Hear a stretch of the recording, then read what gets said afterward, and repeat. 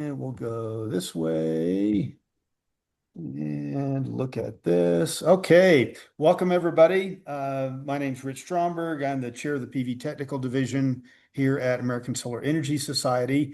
This quarter, we're covering balcony solar. It's a very dynamic topic. It's emerging, it's growing. So we figured there'd be lots of questions. We've got some great guest speakers today. We'll be hearing from Chuck Call with Pi Energy, Wesley Schrock at Bright Saver, and then Mark Schrader will be joining us momentarily. He is an early adopter.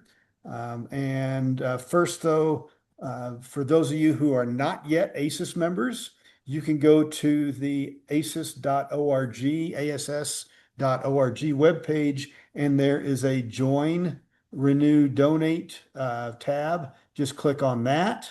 And the memberships start really affordable in the low $20 per year for a digital only membership. You can go all the way up to professional and lifetime memberships too, but it's so affordable. Why are you not doing it already? So anyway, please join ASUS. It's a great organization.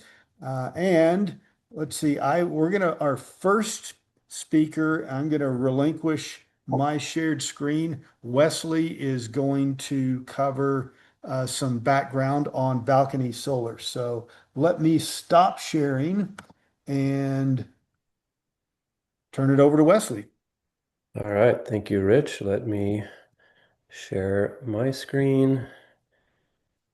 All right, hello everyone. I am Wesley Schrock with Brightsaver. I've got 10 slides that I'll run through very quickly because I find that the Q&A is usually the best part of these webinars. But I do want to give some context to everyone around what's happening with balcony solar or plug-in solar in the US. So I'm with Brightsaver. We are a national nonprofit trying to make clean energy affordable to everyone. The first solution that we're working on is plug-in solar, balcony solar. On the product side, we're also a membership organization. On the product side, we sell balcony solar kits at cost, small kits to our members. And on the policy side, which is the team that I work on, we work with state legislators to pass balcony solar enabling legislation so that the movement can happen here, much as it has in Germany. Okay, quick slide. So just to make sure everyone probably knows this, when we're talking about balcony solar or plug-in solar or portable solar, different sizes, different setups. You can put them on your balcony. You can put them in a backyard. You can put them on a patio. You just need space and, sun, and you need to be able to face them the right way. The kits are pretty simple in terms of what they consist of. You have the solar panels, more or less a commodity at this point. You have a micro inverter, which is typically or can be attached to a battery. It might all be housed in one system, and then you plug that in to your home, and the kit provides electricity. Your home will use that electricity first, and then draw from the grid. And if you're, for example, if you have a large system and you're not home, the base load in the home is pretty low. The system might backfeed into the grid. So what you're doing here is, of course, these are small, 1200 watts at most. So this is not your total home load. It all depends, maybe 5, 10, 15, 20%. What is this? It's an on-ramp to solar. This is a technology that's accessible to a lot more people, renters, people in multi-story, multi-unit buildings, resilience, climate efficiency, or climate change. Everybody knows that. So this photo here. So this is what is happening. If you've been in Germany or Europe recently, you'll see a lot of balcony solar kits. This is what we want to happen in the US. You can see here this graph on the left shows price per watt, and the graph on the right shows adoption. We're hoping to replicate that in the US, perhaps in a shorter amount of time, where you have, with increasing adoption, as the market matures, prices go down. In Germany, there's over 1 million units that have been registered, but estimates are that actually out in people's homes are closer to 3, 4 million units.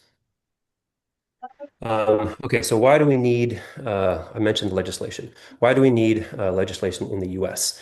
Basically, because the default position of utilities is that plug-in solar should be treated in the same way that we treat rooftop solar, meaning interconnection would be required. So the fundamental thing that all the legislation does is exempt these systems from interconnection and net metering. So the first state to do this was Utah. This is a picture of the legislator Ray Ward, the sponsor, Republican. Utah was the first state. They passed a law in 2025 that basically defines what plug-in solar is. It's 1200 and below. Releases, as I said, their utilities from liability, and then waives interconnection and net metering. So in 2026, we saw what until here legislative wave. So we had 7 states sign bill into law: Colorado, Connecticut, Maine, Maryland, New Hampshire, Vermont, Virginia. New York and New Jersey have bills on the governor's desks. New Jersey is definitely going to sign it. The governor's already scheduled a signing for the end of August. New York, it's unclear. California and Massachusetts are also still in play for this year. There were in 2026 more than 30 states that introduced legislation. 20 some didn't, died at various points along the process. In 2027, we expect all of those states were unsuccessful to reintroduce, plus a few more. For example, some states that didn't even have sessions in 2026, like Nevada, they're already gearing up to introduce in 2027. So this is really something that is happening nationally. It is going to happen in the US. It's just a matter of how fast.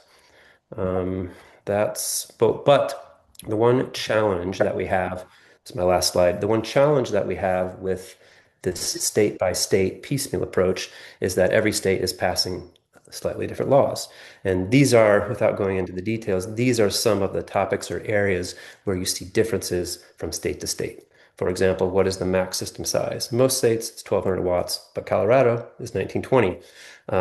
Around the standards, like what are the systems, what systems are we going to allow to be installed in our state? What are the standards? Will it require UL 3700 or not? UL 3700 was released in January. It's the first plug-in solar standard, US plug-in solar standard. It's an outlet of investigation. Eventually, it will become a standard, but it was released in January. Systems can get certified to that. None are on the market yet, but they will be eventually. Does the bill require utility notification? Does it have an exemption for small systems, meaning small systems Connectivity issues. can be can be plugged in without any changes to the premises wiring, regardless of what the building code says or UL might say about how systems should be installed. Does the bill include solar or tenants' rights? Does it include a limit on the number of systems per meter and additional things? So that is one of the challenges is that manufacturers such as Pi Energy, who you will hear from shortly, have to sort of figure out, okay, what product can I sell in what state based on the law that was passed in that state. And I'm going to stop there and turn it over to Chuck.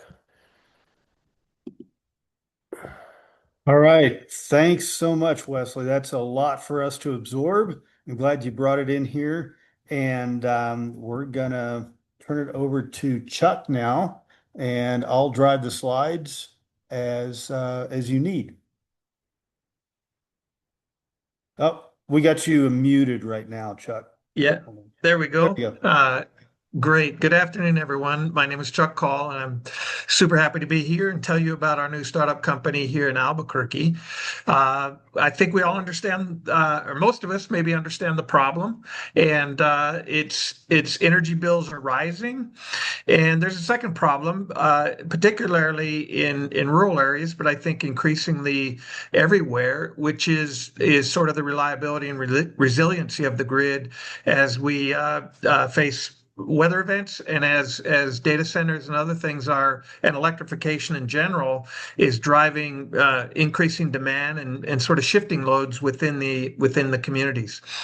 We had a PNM, our local utility had an announcement that came out in the press about 10 days ago, basically asking everybody in a quadrant of the city to voluntarily curtail from 4 to 9 p.m. Due to congestion in that quadrant of the city.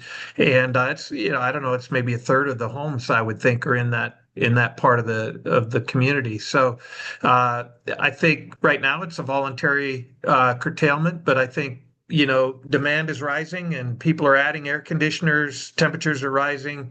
And so I think I think we're not too far from where a voluntary curtailment might become an obligatory curtailment or a brownout or other problems that we have. So I think we're all aware of the problem.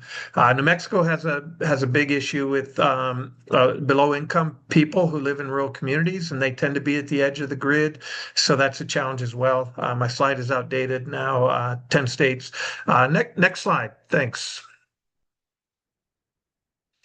So we're building a system called the Edge 2000. We're trying to trying to stay within the laws that have been passed, or at least some of them.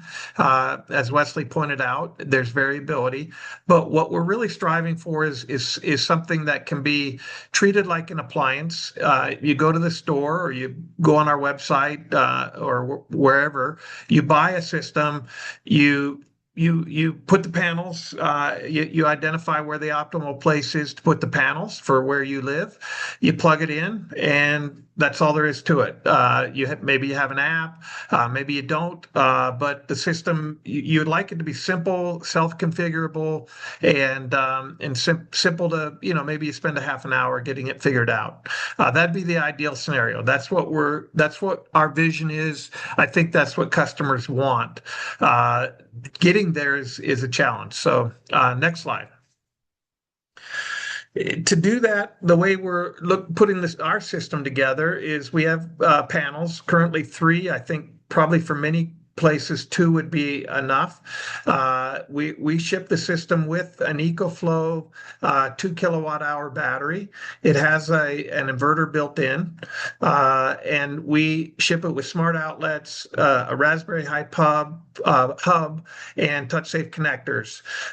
This configuration is not likely to be UL 3700 approvable the way we're currently doing it, because it's not the UL 3700 standard is very prescriptive, but we think we meet UL 1741, the anti-islanding requirements, and each of the components is UL approved, but we may or may not be able to get this system approved under UL 3700. We also ship it with an app that then allows you to track how much energy you've made, where it's gone. Did it go into the battery? Did it go into the home? And build your statistics and metrics that way, and how much money you've saved ultimately as well. Next slide. Our belief, especially here in New Mexico, but I think throughout the West, and in particular in rural communities or anywhere where you have time-based pricing, the battery, which would include California, Texas, and a lot of other states that haven't necessarily approved it yet. But I think the battery is a really valuable asset because it allows you to store your energy during the day when you may have excess energy, especially here in New Mexico with 2 or 3 panels. You're likely to have more energy, especially, if folks are out of the house and at work, for example, in the middle of the day. P&M told me recently that, basically electrons in the middle of the day have almost negative value to them at this point. We have so much renewable energy on the grid in the middle of the day that making more isn't where the value is necessarily. But if you can store those electrons at your home and use them in the evening when maybe prices are highest and the value of those electrons is maximized, you gain more value out of the system, and you also are doing a small bit to make the grid more resilient, because the more people who are adding batteries are basically peak shifting on behalf of the utility. Now, there's an opportunity, as I'll get to in a minute, to maybe aggregate these resources and make that a value stream for owning the battery itself as well. We'll come back to that. Next slide. There's a little bit of information on UL 3700 and whether or not we can achieve this standard as it's currently written, this draft standard. Basically, there's 4 issues that are raised. Zero backfeed is one that's certainly an issue here in New Mexico because we don't have a law. So all of our systems we're trying to put out with the ability to control backfeed and not have backfeed. Touch safe connectors is a requirement of the standard, and in particular proprietary outlets and things to and maybe dedicated circuits as well. So those are things that may require an electrician to install. And then finally, or third would be a two-way GFCI. Is right now the way GFCI or ground fault connection interruption is basically a way of keeping people safe. You have them in your kitchen. You're familiar with them. It's the special outlet where you have to push a button once in a while. And what they're there for is to help detect, help prevent electrocutions. And so they have a way of detecting that there's a fault that might be associated with an with somebody being electrocuted, and they cut off the circuit.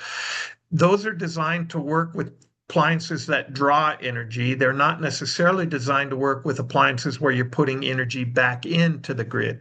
So there has been a number that have been tested and seem to perform well, but there are none, to my knowledge, that have actually passed through UL 3700 as a two-way GFCI. So that's sort of a work in progress for us and for the community. And then finally, you have a concept called breaker masking, where if you're putting, and that's what this schematic is really getting at. If you have a lot of load on a branch in your home, and you also are putting energy into that branch, you could end up with a situation where you're overloading a portion of that circuit, but the breaker itself can't see that. So they call that breaker masking, because the breaker circuitry could not see, the circuit breaker basically couldn't see that you had a problem somewhere down the line. Next slide. It's a big opportunity. If all 50 states were to go through with this, there's close to 100 million. I put 90 million U.S. households. If everybody bought a system like ours at $2,400 per system, that would be a massive market opportunity. We're thinking much smaller as you get down to, say, the New Mexico market or the New Mexico and Utah market over the next what we might reasonably be able to pursue over the next 12 to 18 months is a much smaller number in the low millions, most likely for us. But overall, just the New Mexico market combined with Utah, for example, two relatively small states, even that is a big market at 1.4 billion if you were to get deep penetration. Next slide.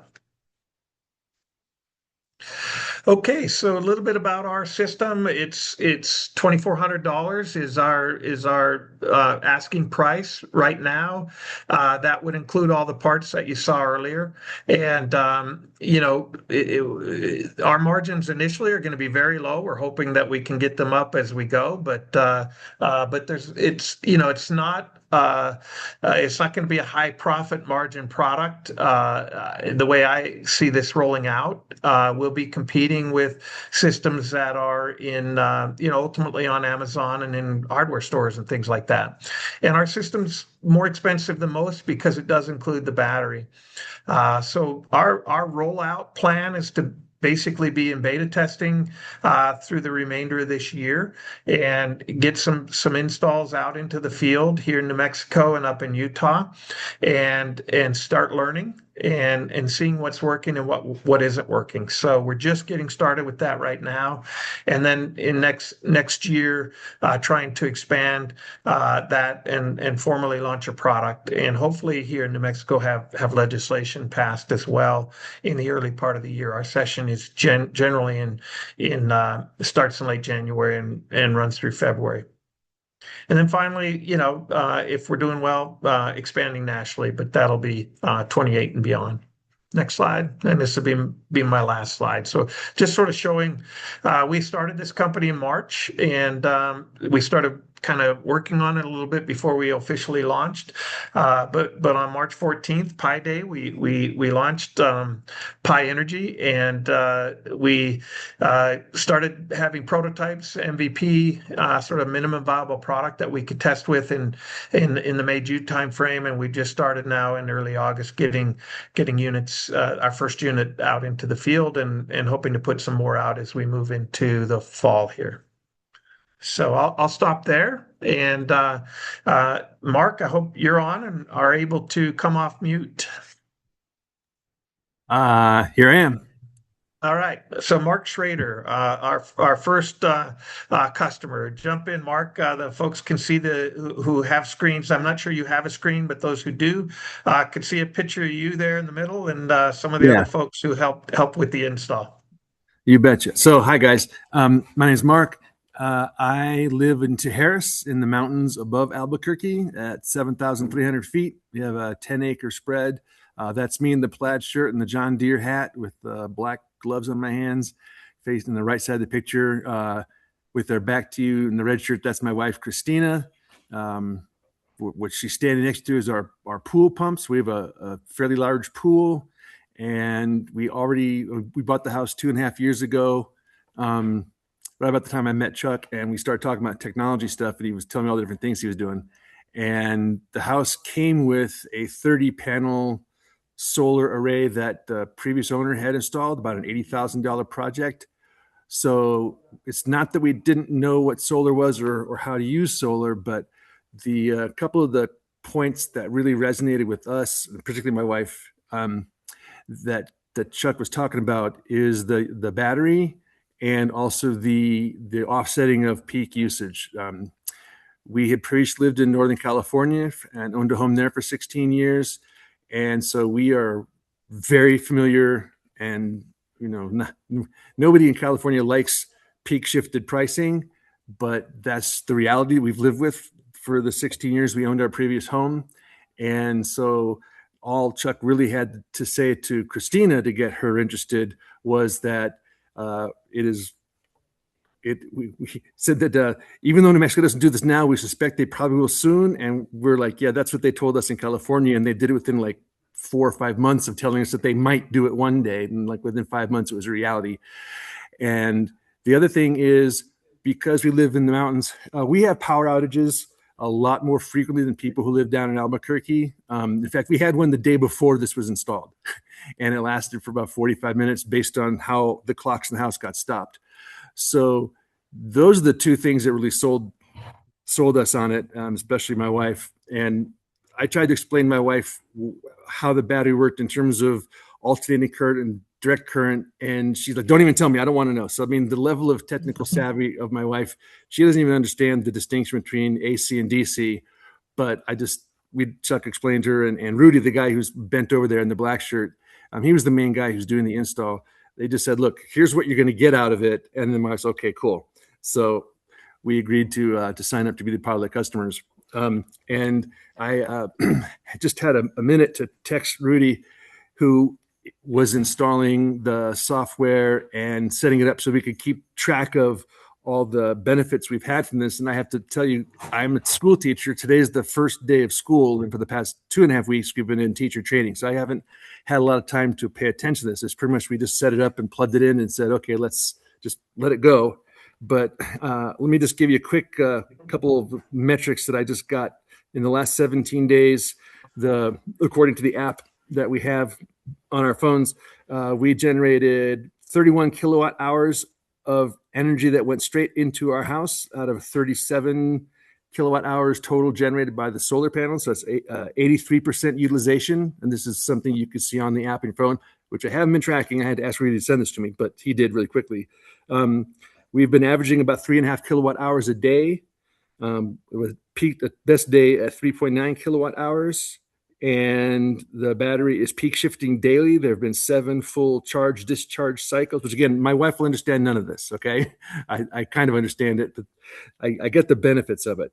So, and there've been something like the system itself the system is reporting on itself something like 18,000 times in the past 17 days. So the data keeps coming in, and I'm when I get a little bit more of the hang of it, I'll be paying more attention to the actual numbers.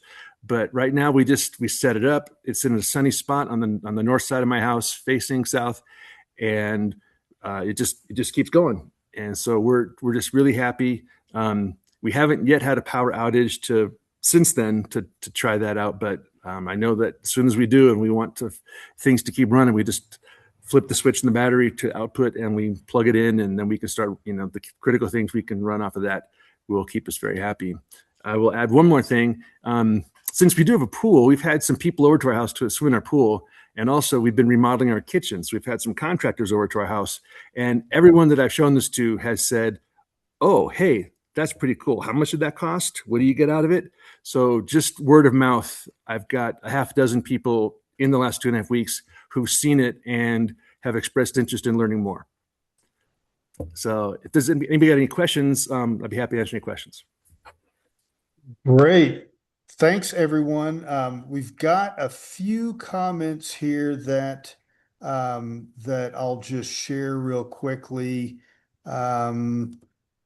Colleen mentioned, she says UL 3700, she clarifies, does not require zero backfeed. So that's a separate issue. It does require the touch safe output connector, unique receptacle, bidirectional GFCI, and overcurrent protection, the breaker masking issue. Chris asks, he says, sorry if this was covered, but where does the battery fit in the Pi system? And I don't know if you, Chuck, if you want me to go back to the diagram at all, then he asks, is that topped off first, and then power goes to the house, or is that simply plugged in separately? Okay, great. Yeah, so I don't think we need to go back to the chart. The battery, the panels plug directly into the battery. The battery then has a controller in it that you can actually program as to how much of the energy goes into the battery, whether it goes in first or not, those kind of things. So when the sun first comes up and you're making less than say 400 watts, we have a 360 watt threshold in there right now that and that's a software parameter basically. So we set it up so that the first 360 in the morning will go into charging the battery. As soon as the sun's up very high, it'll go over that with these two panels, and the remainder will go into the house. And it will continue to work that way until the battery's charged up, and then all the power will go into the house. And then it will start as the sun goes down. It'll stay that way until the sun goes down. And as the sun starts to go down and the power drops below 360 watts, the battery starts kicking in so that we're still feeding at least 360 watts from the system into the house. Now, on the touch safe side of things, I'm kind of curious of how the battery then plugs in to the house circuit, and is there a touch safe in between a standard wall plug and the battery? And does the user have to know that you need to disconnect at the touch safe, not unplug from the house outlet, or how does that work? It's a great question, and the solution we came up with probably does not meet UL 3700 requirements, but we came up with a solution before we knew the standard. We came up with a solution that we thought met the spirit of it. And the way we handle this on our system is we have a short plug that plugs into the wall, and it actually has a cover that goes over it. So where normally you would have a plastic cover over the outlet essentially to hide the electronics behind the outlet. We have a special cover that makes it so you can't unplug that plug. So you essentially have screwed in your standard 110 outlet into the wall, and then you have a short plug there that leads to a touch safe connector. So if you want to disconnect the system, you disconnect it at the touch safe connector, not at the wall itself. Does that make sense? Yeah. And so you don't have anything. You'd have to rip it off from the wall to get to a lead, a standard 110 lead. All right. I have some other questions, but I'm going to open up the floor to just people to unmute and fire away with your different questions and feedback.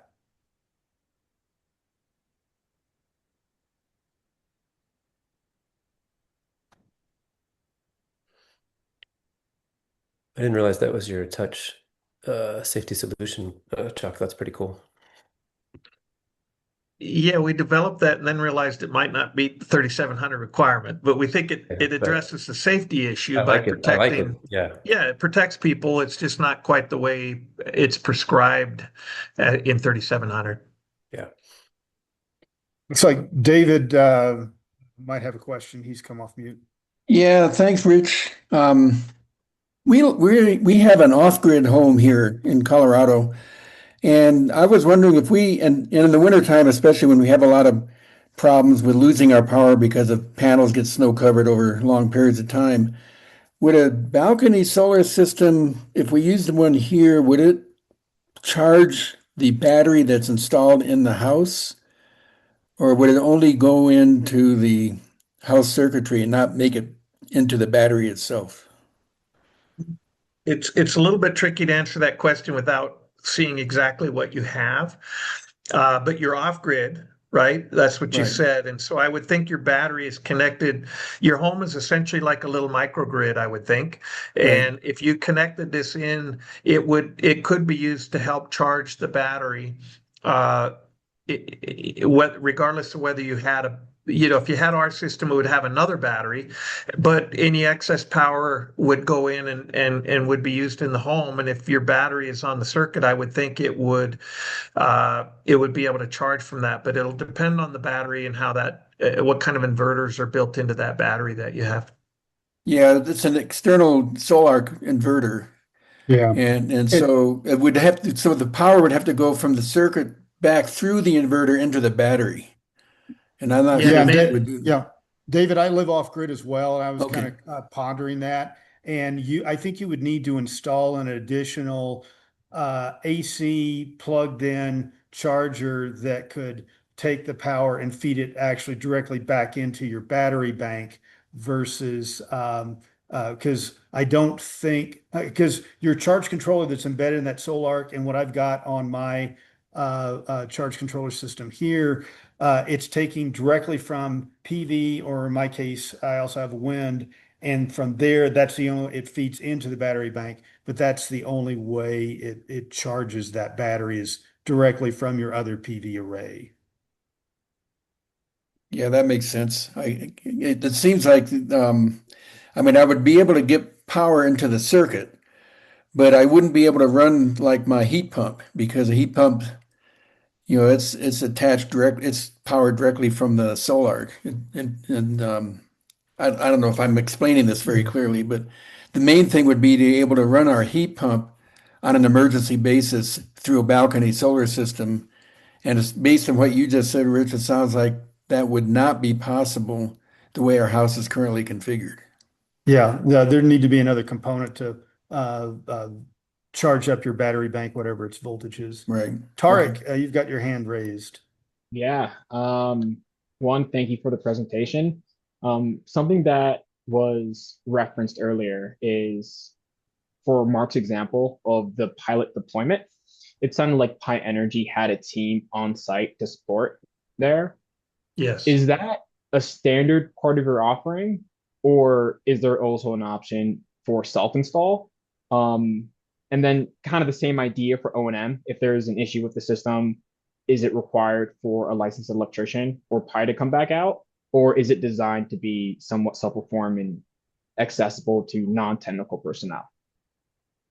A great question, and so we're trying to, uh, I guess, discover the answer to that question through experience, right? So we're starting out with the model that we will supply, we will deliver the units and help and offer some advice on how to install them. We're not sending out trained electricians necessarily. We will if we have to. We'll make that available. We might have to charge for that, but as part of the base price, we're going to try to deliver the system. We're trying to limit the locality of that to New Mexico and southern Utah at this point, and so we actually will bring the system and offer some advice on installation, and that's a standard part of our product. Now we know that some people may not need the help. They may know a lot about how to do this, but we think that, and we're trying to discover this through experience, but we think there are a lot of people who don't want to try to lift and move some of these pieces of equipment, which are heavy, and or they don't have a vehicle that's appropriate for transporting them. The panels are actually pretty large, hard to get in. The batteries weigh between 50 and 100 pounds, depending. The 2 kilowatt hour is about 50 pounds. The 4 kilowatt hour battery is about 100 pounds.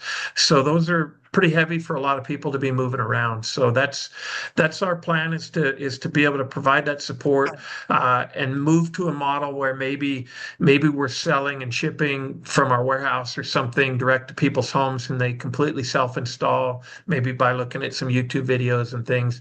And I suspect over time it'll go that route, but I think initially there's a lot of interest in having some support. Great. So we got one, Bernard, I'll get to you just next. Andrew Stone in the chat asked, what is the likelihood of getting plug-in solar legislation passed in the upcoming New Mexico 2027 session? Wesley, you want to take that Yeah, on? You want me I can to? take this, and then I'd like to hear what you think about the chances. So the New Mexico legislation was introduced the end of the 2026 session by Senator Pope and Senator Steinborn. They knew that it would not go anywhere. It was introduced too late, and because of some other particularities. So it was more to sort of socialize the idea, get the ball rolling. So there are groups working already to prepare for the 2027 session, working on the draft bill, starting to build consensus. For example, talking to the standards people, fire code people, getting their take on the legislation, trying to find out what would make them comfortable. And so there'll be, between now and this session, there'll be a process of building consensus, reaching out to potential opponents to try to get them to neutral. But in terms of, yeah, so what will it pass or not? I don't know, Chuck, what do you think are the odds? I'd say they're 75-25. I think it will pass, but it's certainly not a slam dunk. Hey, Bernard, you have the floor. What's your question? And you're muted right now.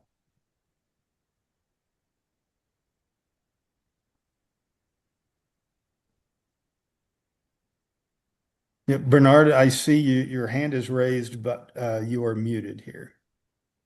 Or he might have, did he just drop off? Oh, no, here he is. Oh, he's lowered his hand. Okay, other questions? Yeah, I can just add in terms of who the opponents might be on the policy side. It's typically utilities. We're also seeing some opposition from IBEW, the electrical unions in states, and so yeah, the idea, sometimes firefighters. The idea is to have conversations with those groups in advance of the session, so that they don't show up and testify against the bill, or kill the bill. Hey, Richard, I unmuted myself. Can I Oh, ask great. my question? Yes, go ahead. Sorry, I'm at my wife's swimming at the pool here in New York. I'm on the phone.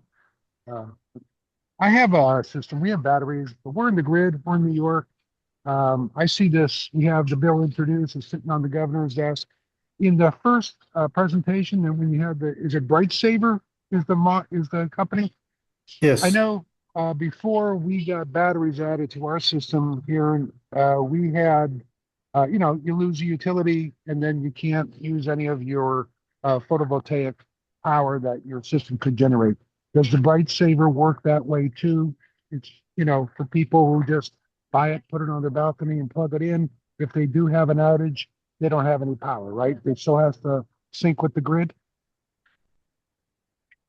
Yeah. So the plug-in solar systems are grid interactive. They're not grid forming. So if the power goes out, the system's shut down. And so they can offer some localized resilience or localized backup, meaning if you've got a battery attached to it and that battery has an outlet, you could plug, devices into your battery and use what is stored in the battery. But yeah, it does not provide whole home backup. And the small systems that we're currently selling don't have batteries at all, so they would not provide any form of resilience in the case of an outage. And I'll just add, Bernard, the system we're selling, because it does have a battery and it does have an outlet, sort of a grid forming outlet, in addition to the grid interactive capability. It has a separate electronic system that does allow you to plug in, for emergency purposes. You could plug in some medical equipment or refrigerator or something and run that for a period of time off the battery. So that's another big advantage, especially in rural communities where there's a lot of outages, more frequent outages, a nice resiliency feature that we offer. Thanks, guys. One thing I wanted to share with folks is on the slides is for people who want to learn more about the UL 3700. You can do a search for safety considerations UL 3700 for plug-in PV systems. They've got a nice white paper that goes into a lot of detail if you'd like to do that. But I thought I'd just share. It is easy to find that kind of documentation. One One question. note. Yeah, That go that ahead. that document there is that white paper formed the basis of the actual standard. The standard is not free. That's how UL makes money, is by selling. So if you want to read the actual standard, you have to pay for it or get someone who's paid for it to share a copy. But that white paper does a very nice job of outlining their concerns around, touch safety, GFCI, maintaining GFCI protection, maintaining overcurrent protection, and then the standard flows from that white paper that they read, Good. just to clarify. Great. One question I have is, so the $2 per watt with a battery is a really affordable competitive option compared to people who are installing more conventional rooftop grid residential systems. But I still wonder, how do low and medium income households come up with $2,399? I'll take that. It's a great question, Rich. We are working. Our hope is basically to answer that with multiple threads, but the thread is that we want to work with nonprofits that are specifically focused on providing resiliency and energy equity to low-income families. And we want to work as closely with them as we can to make these systems available. There are some programs. We're aware of a program here in New Mexico that makes loans to those kinds of families, and the system could then pay itself off. One business model that would be ideal if we can make this work is that essentially the saved energy pays for the system. And then when eventually the system is paid off, then the homeowner gets the benefit. So they would get the benefit of reliability that having the system brings them, but it wouldn't save them money until the system was saved off, or maybe there's a way to even share the savings and still pay off the system.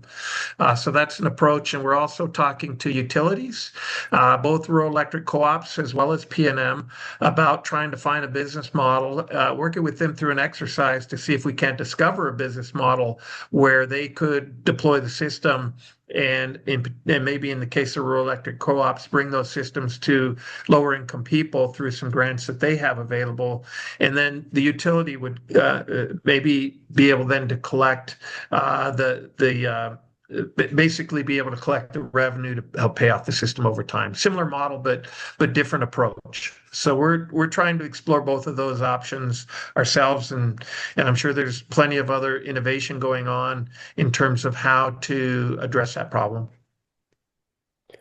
I'll add quickly, in addition to, grant funding, creative financing, within the world of balcony solar or plug-in solar, you're going to see a wide range of products. So, and you already see that, right? So you have the system, PyEnergy system, which is a little bit bigger with a battery. You need a little more space, all the way to what RightSaver is currently offering, which is a 180 watt or 360 watt batteryless system for less than, for a couple $100. So there are going to be different price points and different types of systems that offer different benefits as well. So you'll see that happening too. Thanks. Brian, you've got your hand raised. Yes, thanks. Two questions. The first one regarding touch safety.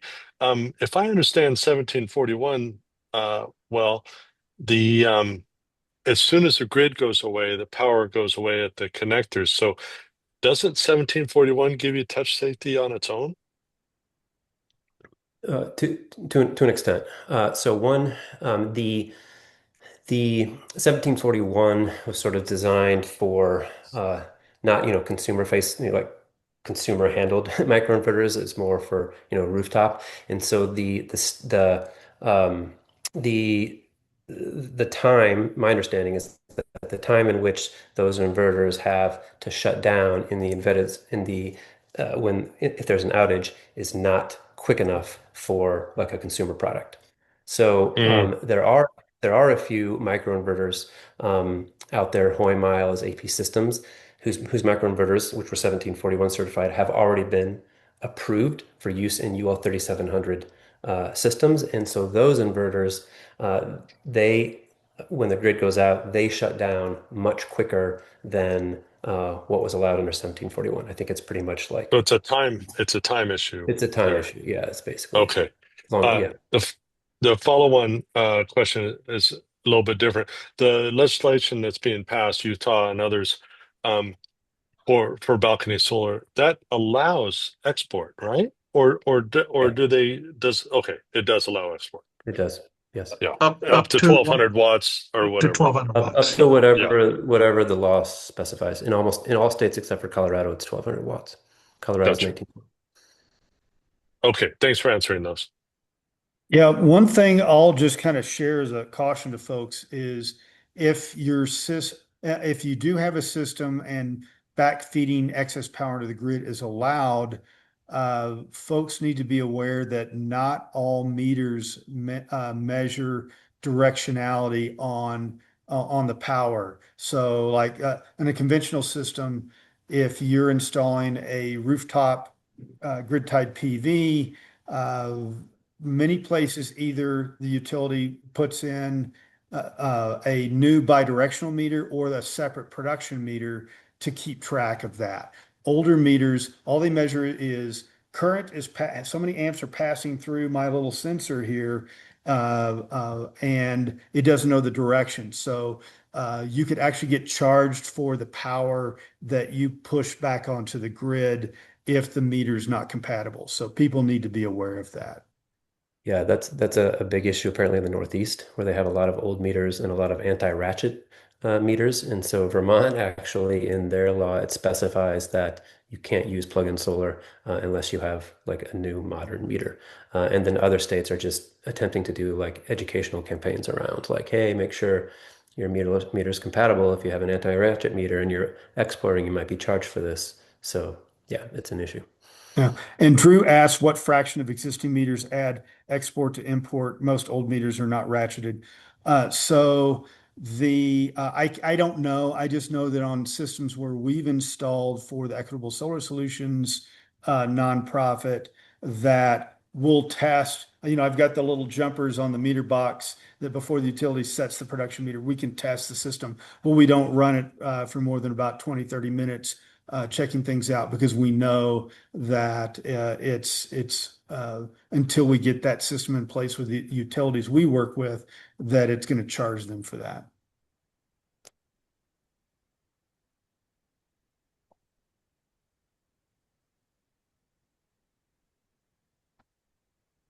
Oh, and I guess, Wesley, you mentioned the AP systems and the Hoy miles, and I'm just kind of wondering, can you talk to that at all of those offerings and how do they compare with the Pi Energy? It sounds like they are not offering an integrated or connected battery storage on their solutions. Yeah, yes. I mean, so other vendors out there are, one is EcoFlow. I mean, Pi is using an EcoFlow component. They're only selling in Utah. They'll start selling in other states depending on like they've announced they're going to start selling in Maryland, but they offer, 800 watts or 1200 watts in a battery. AP Systems is just selling their inverter, and then you kind of have to find a provider that to build you a kit or build a kit yourself. Hoy Miles is not selling, to my knowledge, direct to consumer. We're getting inverters Okay. from Hoy Miles, but yeah, the the vendors and manufacturers, the major ones are sort of, you know, paying attention, seeing what happens with legislation, and moving slowly in general, cautiously into the US.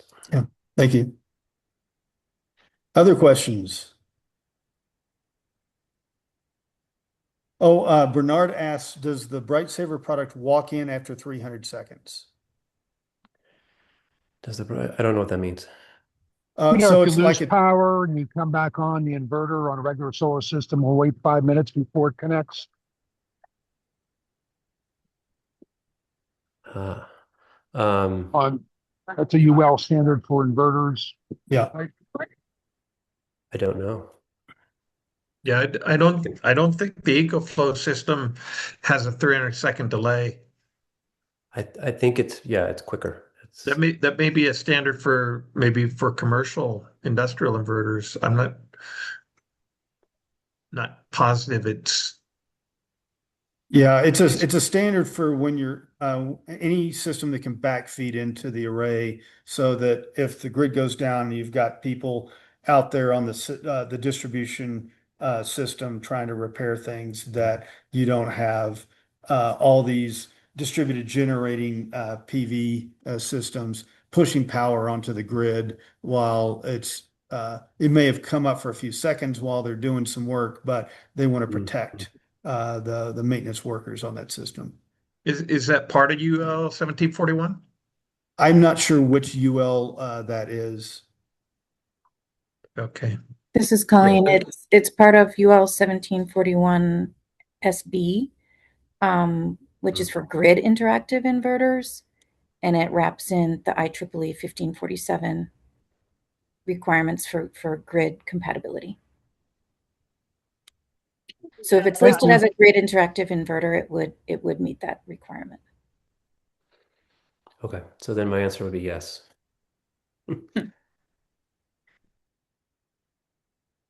Thanks, Colleen. Thanks, Colleen. And we got 5 minutes left. I'm going to wrap up with just our closing slides here. Again, so if you want to know more about UL 3700, which I'm more on the techie nerd side, I highly recommend it. It's very informative.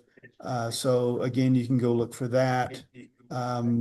Next quarter, we actually have two things coming up in November. It's instead of it being the first Wednesday, it looks like Tarek and Gilbert are going to move it out to the second week, either on Wednesday or Thursday, and they're going to cover the net energy metering 3.0. I call it Finding Nemo or Finding Neem 3.0 Rich, for California. I think we just see your desktop, by the way. Oh, sorry. Let's try this again. Share. There's a pretty picture.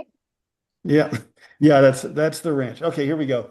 So we've got, it's November 12th or 13th that will get ironed out pretty soon. And then a week later, we're going to co-host with New Mexico Solar Energy Association on PV array battery systems. So we've got a twofer coming up in November. A lot of folks have things they want to share. And so we hope to see you there. Thanks everybody for joining.